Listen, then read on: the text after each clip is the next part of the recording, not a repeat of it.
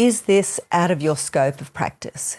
A lot of therapists are probably going to ask, well, I'm not going to get in touch with their emotions because that's out of my scope of practice. That's not what I do. I'm just there to treat them, and that's not for me. They can go see someone else. They can go see another therapist. They can see a counsellor or a psych, but I'm just going to treat them. That's all well and good to say that, because you're not a counsellor, you're not a psych, but what you are doing is giving a service to your client, not just in your modality, but also to get them to connect with where they felt that trigger of emotion that's triggered their physical issue, that's given them an outcome in their body, a reaction to their body to protect them in whatever shape, way or form that they're thinking, whatever they're feeling. Our unconscious mind is going to inadvertently protect our body. If we unconsciously have thoughts to protect,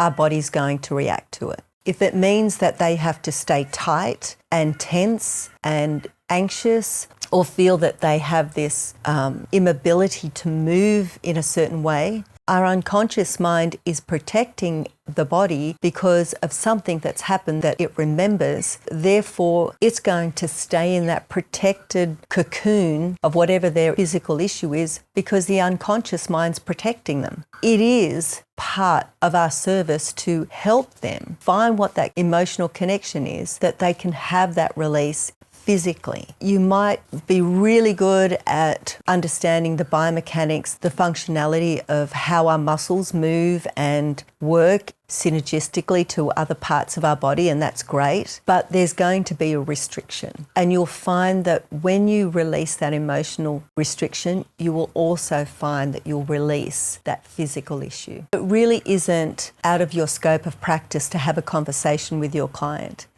You're not concluding anything, you're not giving solutions to anything. All you're doing is really having a conversation with your client. And you can do that and prepare them for what's to come by really giving an interview or an assessment prior to them getting even on the table. When they are on the table, they are going to be ready for more conversation with you, and they'll be already going into themselves and thinking about the things that you've asked them. Having that conversation with them is so important to really find the root cause of what is going on with them physically.